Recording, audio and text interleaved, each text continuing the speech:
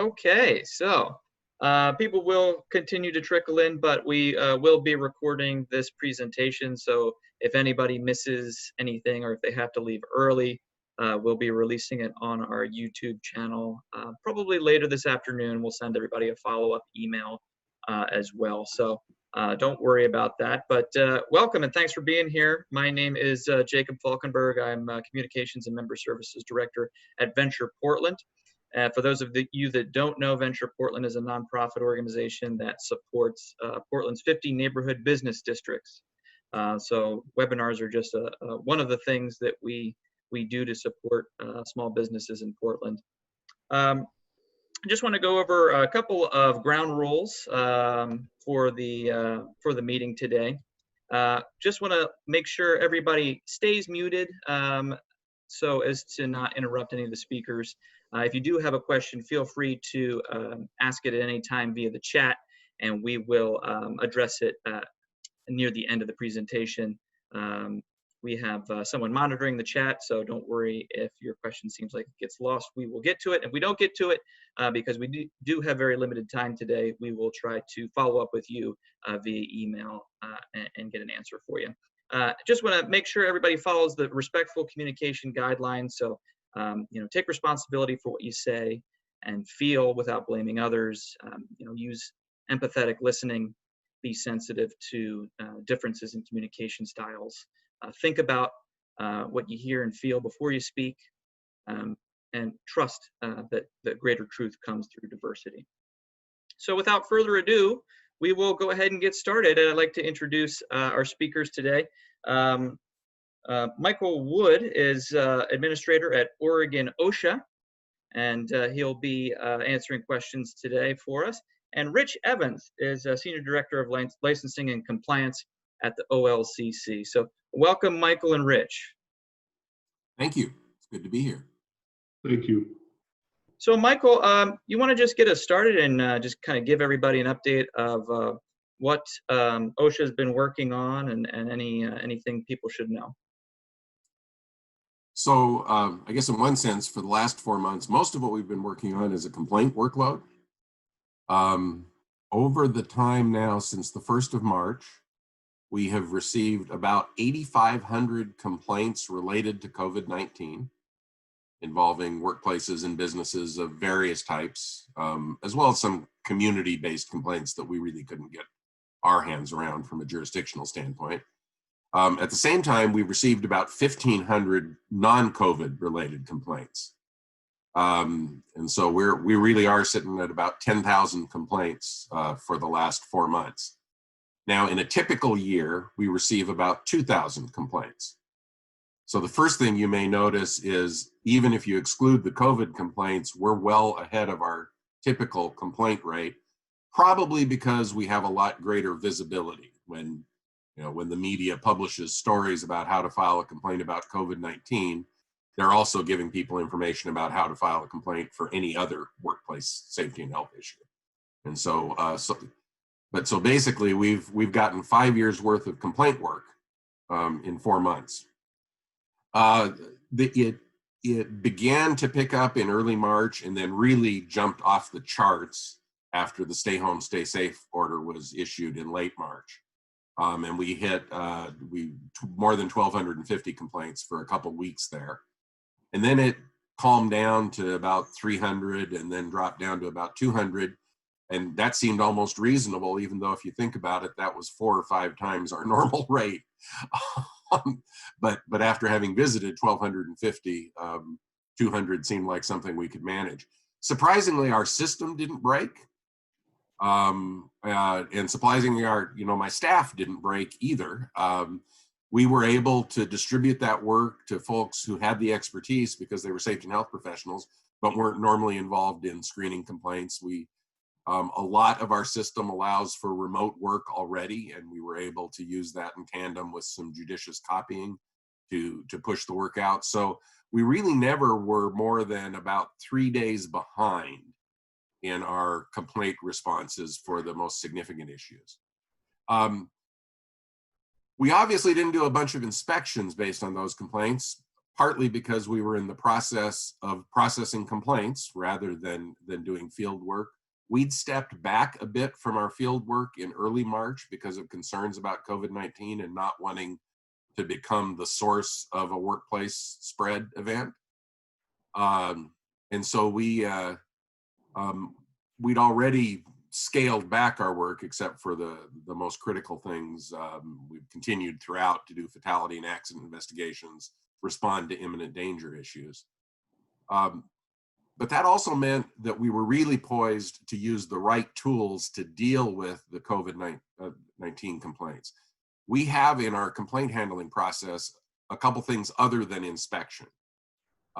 We handle about 40 to 50% of our complaints normally using a phone fax procedure or a letter.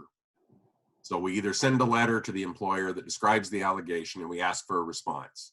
You know, is it real? If it's real, what have you done to address it? If it's not real, what information can you give us about why that doesn't reflect your perspective? Then we share that information with the complainant if we know who the complainant is. We don't always. And then we frequently close those cases out. The other option is we do what we call phone fax, which is an anachronistic name. I think there are still, 6 fax machines in the state. It's primarily phone email. And so we will make a telephone contact, talk through the allegations with the employer or the employer representative, and then send a follow-up email that includes the complaint, asks for basically the same information. Typically in that procedure, it's about a 5 business day turnaround. Normally with the letters, it's a 10 business day turnaround. And employers will sometimes contact us and say, hey, I need a couple more days, and that's usually not an issue. That works well in this context because we were dealing with new requirements, and at times we were dealing with changing requirements. And so the fact that we weren't immediately in an inspection environment was important, particularly because when we do an inspection, an actual inspection, and we visit a work site and we document a violation, we have to cite. Our law, it does not give us discretion to not cite issues once we've documented a violation, particularly if it's a serious violation. And so there was certainly value to all of us to sort of keep us from initiating an inspection prematurely. We don't schedule those visits, but obviously in this environment, employers will have known that we're looking at them because we'll have been talking to them about the complaint issues that have been raised. And so even when we've done inspections, and right now we've opened about 100 inspections related to COVID-19, we've finished up not quite 50 of those. And in the 50 inspections that we've completed, we've issued citations in about 1/3, a little less than 1/3. I think we have 15 out now.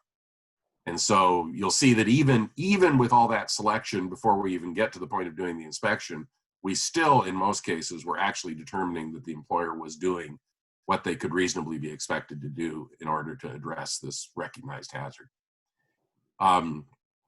Now, just to give you a sense of what happened in those inspections, some of them were very visible, particularly down here in Salem, but it got coverage all over the state. The ones that weren't visible, in most of those cases, the penalty ranged in the non-willful cases from $100 to $2,000, and the employer with the $2,000 penalty was a large employer. Our penalties are scaled by business size. Typically, our penalties were in the $100, $175, $200 range in the cases that we issued. Now, there were 3 cases where we issued willful violations. All 3 of those cases were businesses that clearly chose to be open in spite of the fact they knew that they were required to be closed under the governor's executive order. And they, even when we contacted them and even when we initiated the inspection, they insisted on continuing to be open in violation of the governor's executive order. We classified all those violations as willful. The penalties in those cases ranged from $8,900 up to $15,000. And actually the minimum for a willful is $8,900. The extra $5,000 actually came in one case from violating the red warning notice that we posted by just continuing to operate. So those really are the atypical cases. What is absolutely the case is we've been able to resolve most of these to our satisfaction, in many cases to the complainant's satisfaction, without conducting an inspection, and just by going through what employers needed to do and what they needed to address. And so that's, that has been our COVID-19 world. We are getting out more and doing more inspections now, certainly than we were 3 months ago, either related to COVID-19 or related to other issues. When we had scaled back our inspection, we didn't put out a press release saying we're not doing many inspections, because, well, that would be silly. And so now we are continuing to try to focus. One thing that has shifted over time is those original complaints. Many of them were about the fact that the business was open or wasn't doing anything to enforce social distancing. So we began to do what we called spot checks, which actually were non-inspection visits to a site. And with a public-facing business like a restaurant or a retail store or a salon, it was, first of all, easy to see whether or not it was open. And if we just stepped across the threshold, we could get a sense of what they were doing from social distancing. We wouldn't and couldn't have issued any citations based on that, but it let us close out the case with some confidence that folks were doing things right. We did about 6,000 of those visits. About 15 or 20% of them were places that we'd received complaints on. In a lot of other cases, we did other, while we were in a strip mall, we'd look at the other establishments in the strip mall with that same kind of non-contact activity. And so that isn't something we've done before. It obviously, if the complaint's about a manufacturing environment, it doesn't work, or if it's about what's happening in the kitchen in a restaurant, it doesn't work, because we have to actually initiate an inspection in order to get a look at what's happening. But for the public-facing businesses, and particularly for the question of open or closed, that was fairly straightforward. A lot of the complaints we received early on about businesses being open were based on the misunderstanding that the governor had directed all non-essential businesses to close, which wasn't actually what the executive order said. And so many of the complaints we got were because people had determined that a particular business was non-essential in their mind. There are obviously a lot of coffee drinkers in the state. I will say there are obviously a lot of people who don't drink coffee, because we got a complaint about almost every coffee stand in the state that was continuing to operate. And the person filing the complaint said, how can that be essential? I'm not a coffee drinker myself, but I know enough of you to understand why people think that's essential. But it really has to do with the fact that the governor didn't create an essential and non-essential model. There were certain essential activities whose operations were basically protected. So the retail stores like groceries and pharmacies. And then there were other activities that were directed to be closed because it seemed clear that there was no way they could implement social distancing. But there was a large swath in the middle, even in retail, many of which closed voluntarily, that weren't required to be closed. And then industries like manufacturing, construction, weren't closed. In the construction industry, the folks within the industry were able to convince their members to take it very seriously, because they kept pointing to Washington and saying, we could be closed like they are up there. But we took sort of a middle ground in Oregon, and I think that worked well, but it didn't mean we got a lot of those complaints. In the last 3 or 4 weeks, the 80% plus of our complaints are about facial coverings either not being worn by employees or not being worn by customers. We really, and our complaints have spiked up again, so that for a couple weeks we approached the level we were. I actually will give you just a summary look at our complaint volume, since I was given the ability to share my screen. And this is literally out of my tracking spreadsheet. But if you look at each of these weeks since the beginning of March, that first column there is the weekly volume of complaints we've received related to COVID-19. And so as you see here at the beginning. Michael, you just have to press the share screen button at the bottom. Whoops. Yeah, I opened the document. I pressed the shared screen, but I didn't select the document. I make that mistake a lot. Okay, now you can see what I was talking about, right? Yeah. Okay. So if you look at this first column, that is basically the complaint workload related to COVID-19. And so as you see, as June came to a close and the facial covering mandate applied in most of the state, and then when it was applied statewide, things began to spike, and we hit a fairly high spike. The July 20th through 26th numbers are probably a little bit understated because this report was run last Friday. But that's basically how our workload has looked. And like I say, the bulk of those last complaints. Wait a minute, you don't want to look at my email.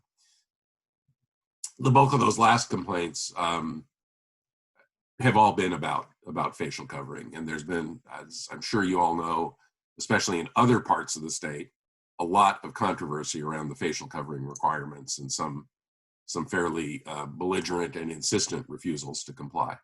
And that's much of what we've been navigating the last few weeks.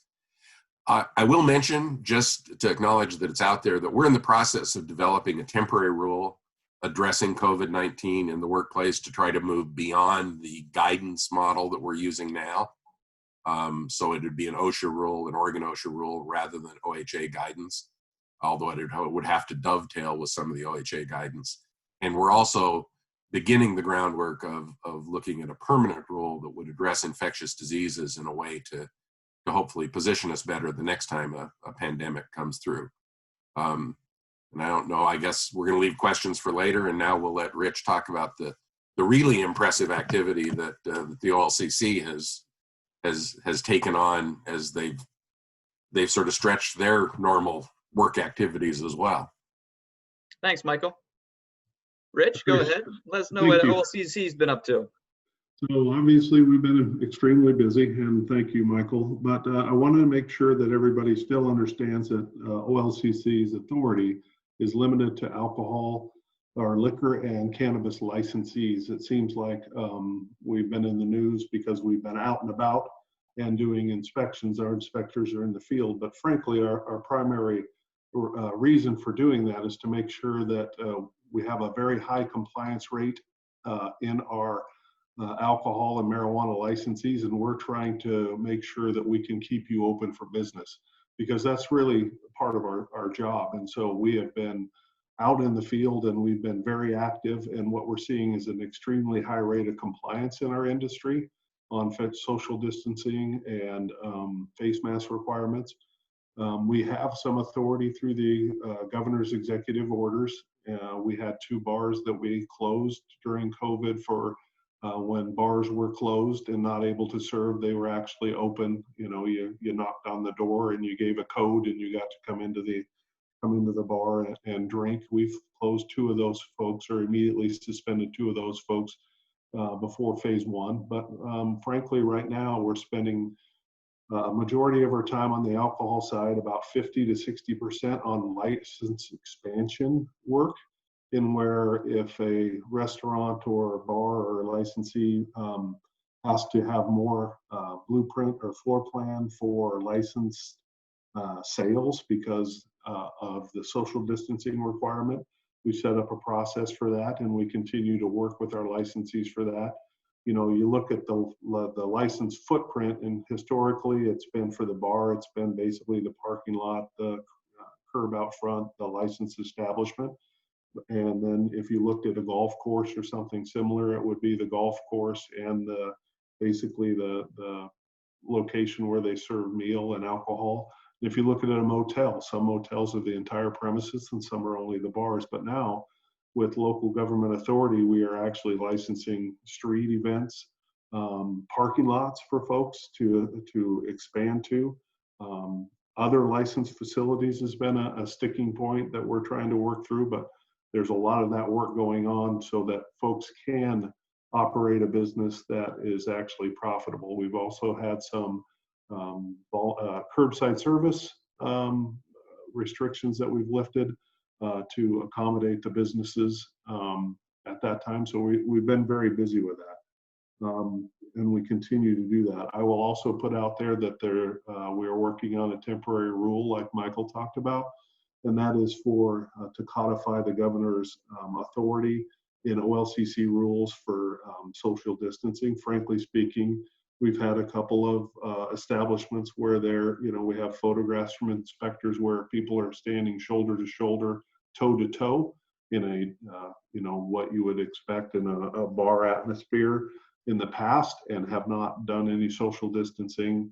And so we're working on some authority to move forward with immediate suspensions so that that doesn't continue. We do have the authority now, but it basically puts everybody on notice through the rule process that that's what the issues are going to be.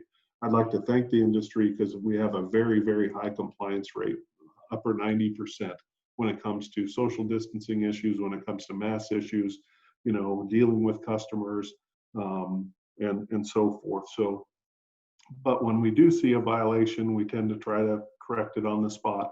We do end up sending reports to Michael's shop at OSHA and OHA for determination on some of these employee or business related factors. And then it's up to Michael's shop and then OHA, Pat Allen's shop, to figure out where they're going to go from there. So that's basically what OLCC's been up to. I'm sure there's going to be a lot of questions. And we can hit some of those, and I'd like to leave the time for that. OLCC, like I said, is out there. We're visible. The main question that I get is, are we targeting people by complaints, or are we randomly going out? We allow our inspectors to decide where they're going to work for the evening. We've basically started out in the more populated areas to try to hit as many establishments as we can, and then we have been moving out to rural counties. Obviously, when you're in Eastern Oregon and you're trying to go from establishment to establishment, some of those locations are a long ways apart. The South Coast also. We had some discussions this last week where we actually had to go into Idaho to get back into Oregon on the southeast corner to actually visit some of these establishments. But overall, I feel like the industry is doing a fantastic job. And instead of, what we'd like to frame it as, we're trying to keep the industry open.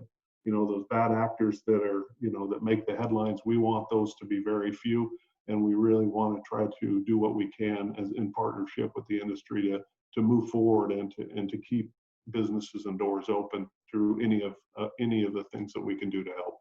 So I'll turn it back over to you, Jacob. Thanks, appreciate it, Rich. So I guess my first question is, talking about these inspections, if you could you briefly walk me through, what the inspectors are looking for, and what the process looks like, just so businesses can be aware of things that they might not have thought about. Okay, I'll go first, Michael, if you don't mind. But for what OLCC, our two priorities are visibly intoxicated persons or overservice, and then minors, obviously obtaining alcohol. Those are still our priorities, and that's what we're looking for out there. Overservice obviously leads to DUIs and other issues. So we're basically looking for that. But while we're out there, we're also looking for these mass violations or social distancing issues. If we come across those, we will definitely talk to the management on scene, usually tell them that we're seeing some issues, and we try to self-correct those issues at the time. The ones that are elevated are the ones that are extreme, and generally speaking, it's a very small incident, maybe one table or a couple of people here and there. And so we just go right to the licensee and try to correct those issues immediately on the spot. The ones that do get elevated are the ones where it's as I described, there's multiple issues, and we try to work on some of those, or just the normal conversation won't fix that. So that's kind of how OLCC is out and about. We don't have a schedule or a randomness to it. We just let our inspectors work, and some of them are complaint based. Some of them will get a complaint that, hey, a bar is open after 10 o'clock. They're serving, they just close the door and turn the lights off. But if you go look, we'll check those type of complaints out and see if that's actually happening. Yeah, and so our inspections are a little bit more in depth when we do them, and are a little bit more involved. And as I mentioned, once we're in an inspection mode, While there certainly is an educational component to it, and we do talk to employers about other issues and what they can do to comply, if we identify a violation at that point, we would cite it. We don't schedule our inspections by appointment. In the normal environment, about half of our work is complaint generated, and about 40% of it is a programmed inspection, either working from a scheduling list or a particular emphasis program like fall protection or trench safety, something like that. In the COVID environment, that is shifted. And with regard to COVID, all the situations where we've looked at COVID issues have either been complaint-based, or we were at that establishment for another reason and we evaluated the COVID-19 issues while we were there. So for example, we did a fall emphasis inspection, but we also, while we were there, looked at how they were handling social distancing on that job site. And so we code that as COVID-19 and it wouldn't be based on the complaints. But with that exception, everything else we're doing is in response to the complaints. And so, as I said, although we don't schedule appointments, it's also very unlikely that we will walk through the door of an employer who has not heard from us at some point that there is an issue that we're inquiring about with regard to COVID-19. When we conduct the inspections, we present our credentials. If they don't present their credentials, they're not mine. And we've, unfortunately, there are issues around rumor control, and I think early on there were some enterprising folks who not only offered to complete the inspection, tell you what the violations were, but offered to collect the penalty on site. Yeah, those aren't mine either. We send the citation in the mail. We never collect penalties on site. We'll always start with presenting credentials. Now, in the current environment, that will probably mean holding up the credentials and setting down a page-size photocopy of them so that you can look at them, just because we're minimizing both the contact and the close distance. And they'll provide their business card and contact information. Then we do what's called an opening conference, where we walk through what the inspection process is going to be. In the case of a complaint, we talk about the allegations. We remind you that you can't retaliate against employees. We do some other logistical things. Sometimes we abbreviate those when we feel like we need to get in and look at things quickly. That's less likely to happen in the COVID environment. And then we'll talk to you about, we'll do a walk around with you, and we'll talk to you about any violations we think we see. Either then or later, depending on how complex the issues are, we'll do a closing conference where we indicate what we think at this point the citations are likely to be. And if that changes significantly, we'll do a follow-up closing conference, usually by telephone, to indicate that we've either found something else as we looked at it more closely, or we've changed our thinking about a particular issue as we go through the review process. And then we'll talk to you about, if there are violations, we'll talk to you about what it takes to correct them and how long you think you'll need to correct them. In the case of the social distancing or facial covering requirements, obviously those shouldn't be extensive due dates. Folks sometimes worry that, having one person wander through without a face covering once, means that they'll get cited by us. We're really looking at systemic issues and how you're managing the issues rather than the isolated instance. Now, that doesn't mean that you should let the occasional person just come wander through, but it does mean that if that happens, not everybody has people greet folks at the door too. So you may have somebody who's wandering in the store that you haven't yet encountered. There are all of those issues. But that's sort of our standard model and our standard practice, modified. In the case of COVID-19, not always, but in most cases, you'll actually deal with 2 of our enforcement officers. And part of the reason for that is to protect one another and to ensure that we maintain social distancing, to actually have what almost amounts to a spotter. And then in some cases, we're going into establishments where we may be dealing with customers who are frustrated by our presence there. We don't have the training or experience that OLCC has dealing with that sort of situation, which is why I really appreciate that they have been the boots on the ground dealing with this issue in crowded bars and restaurants on the weekends. They have better training and just a better sense of how to navigate those issues. And it's, in a way, social distancing isn't anything anybody was enforcing 6 months ago. So that piece of it is new for all of us. But that's in a real broad brush how things look. And then if we calculate a penalty, as I mentioned, the penalty matrix is fairly complicated. The short version is that the penalties are substantially lower for much smaller businesses. And then basically they stair step up based on business size as well as based on the severity and the probability of the hazard. And is that number of employees or revenue, or how do you determine business size? Based on the number of employers within the state of Oregon. Okay. Employees, within the state of Oregon. Now, every once in a while, we will we do have the ability to step outside our penalty matrix. And every once in a while, we'll run into a multinational corporation that has 4 employees in the state of Oregon, and will issue a discretionary penalty that better reflects their resources. Because the idea behind it is to scale it so that it's large enough to get attention, but it shouldn't be crippling to anybody. And so the idea is to make it sort of like a moving violation. It is supposed to have some bite, but that bite needs to be scaled to the establishment. And certainly what a restaurant with 12 employees can absorb is different from what a Fortune 500 company can absorb in the same, even if it's exactly the same situation. Great. So on the subject of masks, we talked about, the importance of the employees wearing masks, but what if customers aren't complying? What are you asking managers to do to deal with customers who refuse to comply? Can a restaurant get fined, or a business get fined, if a customer refuses to comply with the mask mandate?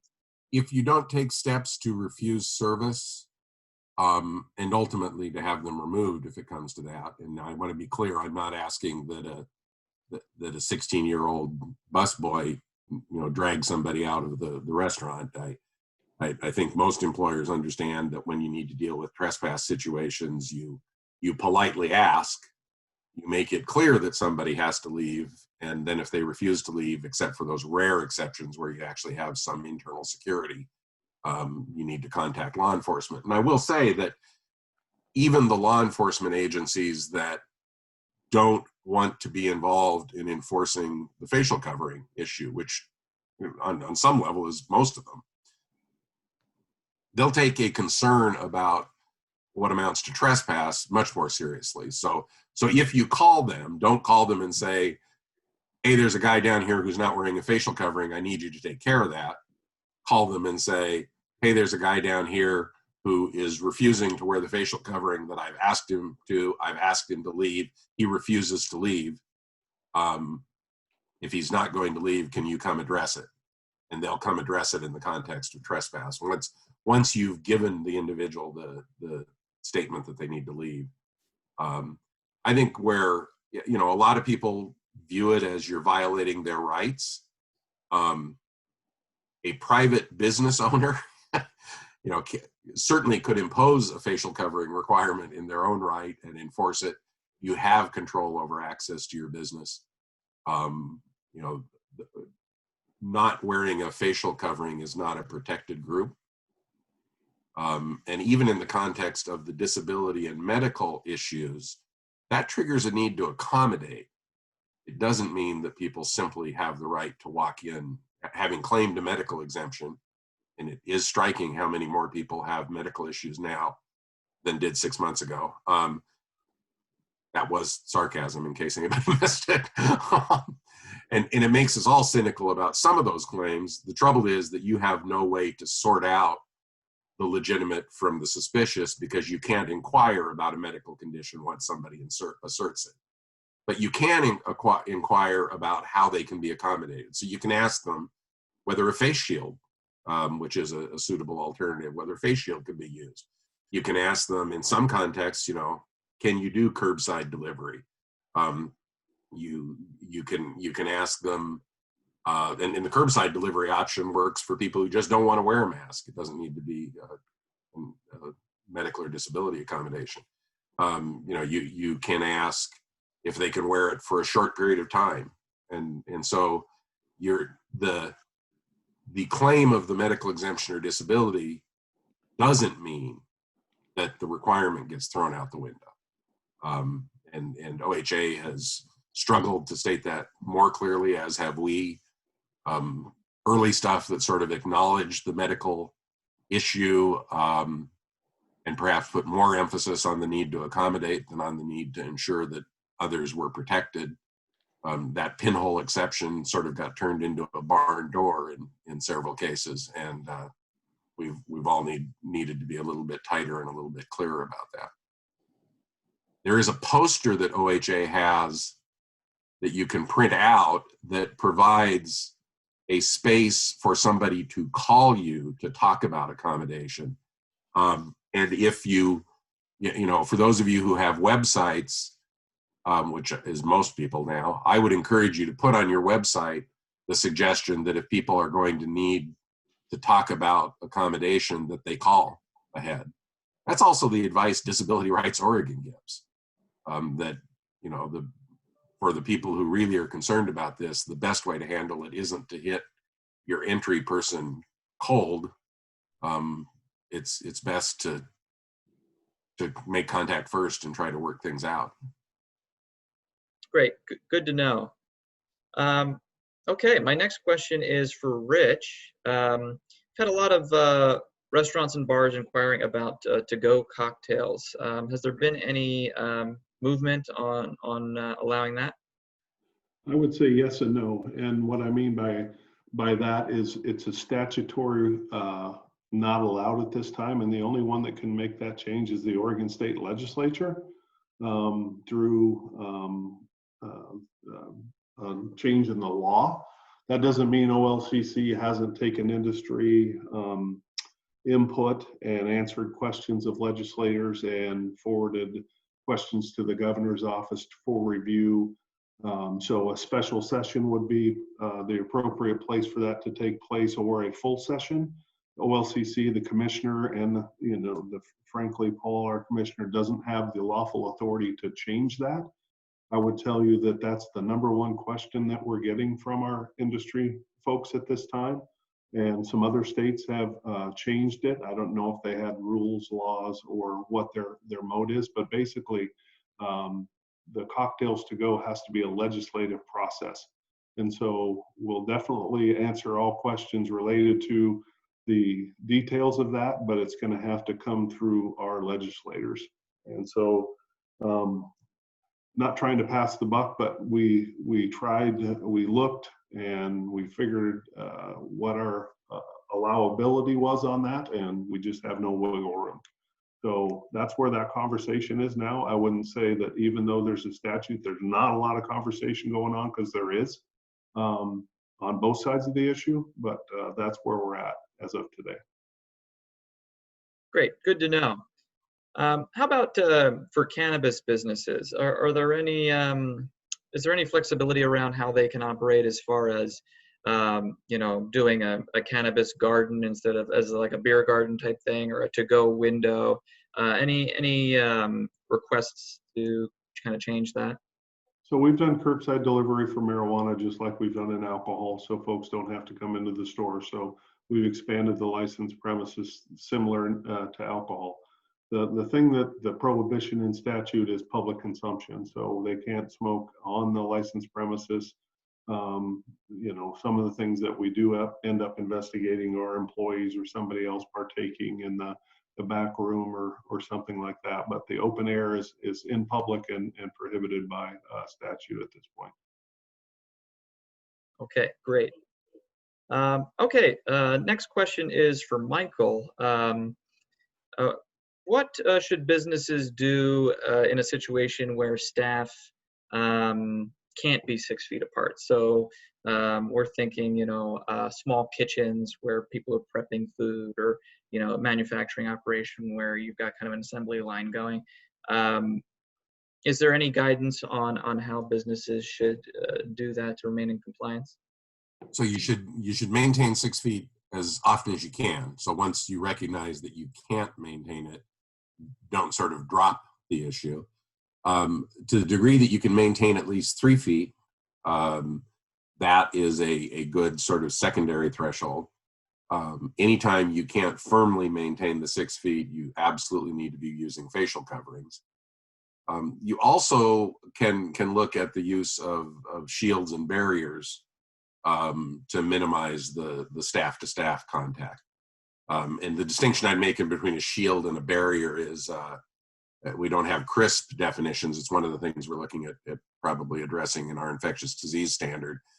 But when I say shield, I'm thinking about the thing that some retail establishments, especially pharmacies, have, where it's basically kind of a head, just a slightly larger than your head, versus a barrier, which is more like a plexiglass or Lexan wall.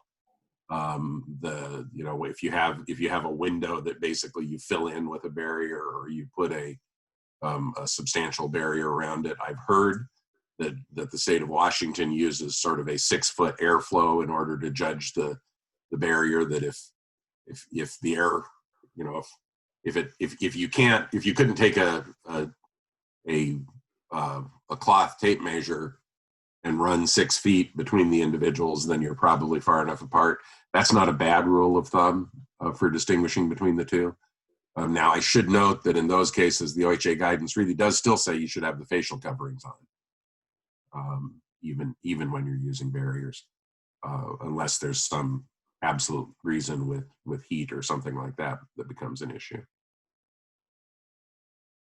Great, thanks. Another question here for you, Michael. A question about consumer confidence. What is OSHA's role in making sure Oregonians feel confident returning to stores? Their role is to provide employer, employee, consumer confidence, and any plans to advertise COVID standards so Oregonians feel comfortable? Well, certainly when we reach the point that we've adopted our own rules, we will make those public. On one level, addressing consumer confidence is a challenge when our jurisdiction is employee exposure. So you can envision a setting where you have one employee who isn't wearing a facial covering, and you have 4 customers who are. At that point, it's actually hard for us to address that, because the exposure issue isn't the employee, it's the customers, and we don't have jurisdiction over customer exposure. But aside from the technical issue, I think the broader sense that there are safety standards in place, and that businesses are largely adhering to them, which is part of the message that you have heard from both Rich and me today, I think will help reinforce consumer confidence. And frankly, the fact that there's some place that they can complain to if they see something that is a problem probably also reinforces consumer confidence. Our inability to respond in a robust fashion to very many of those complaints probably is a limitation. I mean, when folks know they've filed a complaint and from their perspective nothing happens, then they worry that they have to simply protect themselves, which of course is not a bad approach anyway.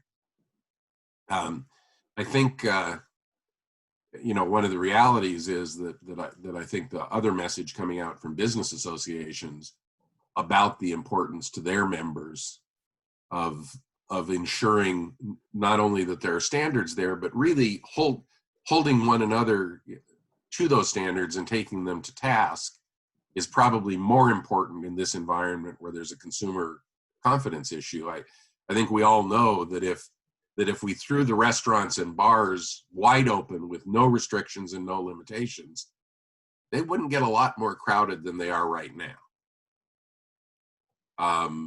because a lot of customers, some customers who are going now wouldn't if they felt like it was a free-for-all. And certainly the customers who aren't going now, most of those wouldn't rush out the door if somebody said, oh, there's no restrictions, unless they believed that the pandemic had really passed. And I think that's one of the challenges we face, is that whatever government says about reopening, true reopening, depends on people being more comfortable with being out and about. And that depends on maximizing social distancing and maximizing the use of facial covering. Great, thanks. Question from Brandon. They said, what steps should a business owner take to confirm that they can open based on their county's phase if they don't fit within the guidelines or their specific business type is not included in the guidance? What organization should the business reach out to in order to determine this information? Well, you probably can reach out to the county for guidance. I will say that if you go back to the stay home, stay safe order, and if it did not shut down your business, then you can reopen. Now, there is guidance that you're expected to follow whenever you're in operation. That's without regard to the county phase. But the phased reopening is for those people who had to close, not those people who voluntarily closed. And so, for example, the typical retail store that isn't a furniture, well, no, all the furniture stores were allowed to open. That isn't well, really just the typical retail store can open, regardless of county status. You just have to make sure you're following the facial covering and social distancing guidance. Great, thanks. Okay, a question for Rich. Businesses have started doing business in the street as part of PBOT's Healthy Business Permit Program. And some of these businesses actually don't have space in front of their own businesses, but they might have another business on the same street a few doors down that would be willing to let them use their space. Is that a possibility? What are the guidelines and restrictions around doing serving alcohol outside of your typical business space? So we've had this issue, and generally speaking, you can do it anywhere else, but there is a prohibition and rules about doing it at another licensed premises, exercising your authority at another licensed premise. So that was obviously something that came up. The way we were first notified, Jacob, was when a business opened up and they had a liquor license, and the business next to them was not going to open up, but wanted to use their space. So that recently came about, and we're trying to figure out a way to allow that. You cannot do it as of today, but it is not something that we're not trying to work through the process to allow.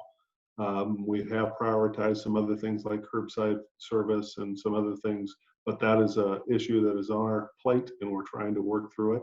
We are allowing people or businesses every other location, but that's the one that's still prohibited, and we're trying to work through it. So we definitely have that one on our plate, and definitely trying to figure that one out. Great, glad to hear that you all are working towards making that happen. A question about what if an employee gets sick, or what if a customer gets sick?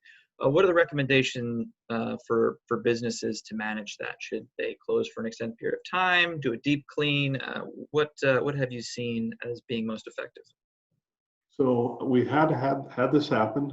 We got a phone call on a Saturday morning from a local bar in Bend, and they basically had a waitress that tested positive for COVID, and what they asked to do. So we asked them to reach out to OHA and OSHA, and they obviously notified ourselves. After conferring with everybody, they felt that they needed to shut down, and they voluntarily shut down and went through a deep clean and basically a temporary action on their own. we as OLCC wouldn't have authority to close you based upon that. All I know is what has happened in the past, and that's exactly what happened. We got the resources in this and basically got them in touch with folks from each of the state agencies. I know they also work with the county health department, and that's how they work through that resolution to make their own business decisions at that point. I haven't heard if they've reopened, but it was even on a Saturday, we're able to coordinate the effort for them. So my suggestion is if you do have an employee that tests positive, reach out to OLCC, OHA, and I don't know about OSHA. Michael would probably, they have some worker issues. I don't know what his recommendation would be, but we helped a business work through that, and they made their own decision on their course of action was best for their business, and it wasn't forced upon them by at least the OLCC, but it was through recommendations and basically direction on what they could and couldn't do, and they felt comfortable making that decision. So that's how it worked out in the situation I was aware of. I'll just add that on the worker protection issues, we can give advisory guidance. And in fact, we have consultants who will work with individual businesses, and they're completely separate from our enforcement staff. And in fact, what they report to an employer is never shared with our enforcement staff, even if an inspection occurs for other reasons. So we have a no cost, or you've already paid for it, no hassle, no risk consultation program. And if you have, that's specific to worker protection issues, but if you have questions that you need to get answered, you can certainly reach out to our local consultation staff in the local office. And we call it the Portland field office. All you Portlanders will realize that Durham is not actually in Portland, but we're down there behind Bridgeport Village. Great. So just one or two more questions I think we have time for before we have to say goodbye. But there is a question here just talking about, as businesses shift their business models or decide to sell operations, how much of a delay is there in new business applications? So this might be a question for Rich. I'm not sure if either of you know any of this. I can answer that. On the liquor side, we have a temporary authority to issue a new license to the new business while we do the background and continue on. On the marijuana side, it's a little different, and there's a delay. Frankly, there's a delay in all marijuana licensing. There was a legislature put a hold on new licenses in the last, basically accepting and set some deadlines. And the marijuana businesses, cannabis business, there is a delay because of the background and some of the requirements in statute, but alcohol is almost immediate, and marijuana, it depends on where you're at in the application line. So if you're a marijuana business, I suggest you contact, if you were thinking about doing that and you have a contract to sell, or you're ready to move on that, I would contact Jason Hansen at OLCC. He is the licensing manager, and he can tell you what an expectation of the time frame of that would be. And I'll just, with the exception of a very limited group of businesses like liquor and like marijuana, there is no state business license. There's just a business registration. So any licensure for the typical business is a local issue. Good to know. Thanks. And my last question, it just has to do with touch points. So has there been any kind of updates to the recommendations around how businesses should handle touch points, especially retailers that have products? Should they be sanitizing each of their products after they're touched, or putting them aside for a certain period of time? Or are touch points not really as big of a concern as distancing and making sure people aren't breathing? This is this is a somewhat complicated answer, because this gets to that issue about consumer confidence. One of the things that we know differently now than in March is that things like facial coverings are more important, and contact spread is less likely. And so if you have something that is repeatedly and clearly will be touched by the next customer, like, the pen, if anybody still uses a shared pen to sign into the book, or I think people have pretty much gone contactless on everything. And if you've got a stylus, I suppose, on your touch screen, you probably want to sanitize that. When it comes to the issue of following a customer around and sanitizing every object on display that they pick up, certainly from the worker health perspective, it's unnecessary. Even from the public health perspective, it's probably unnecessary. From the customer comfort perspective, it may not be a bad idea, because we know that people are still very conscious of touch points and sanitizing touch points. So visibly sanitizing those is probably worth doing if you can do it in effect. If it isn't extraordinarily burdensome, it probably isn't necessary from the standpoint of health protection. It's great. Now, things like doorknobs and that sort of thing, where there's a lot of contact and everybody touches them, that's kind of a different issue. Great. Thanks for your insight on that. Great. Well, I'm sorry to say that's all the time we have for today, but I want to thank our panelists, Rich and Michael, for taking time out of their busy schedules. I know things have been super crazy for both of you, so thanks for being here. And we will follow up with everybody who attended, send them a link to the video probably later today, along with some of the other resources that were mentioned by our speakers. So thank you both. And yeah, stay safe and have a great rest of your week. Thank you. Thanks, Michael. I'll see you soon. Yeah, seems like we've done a couple of these now.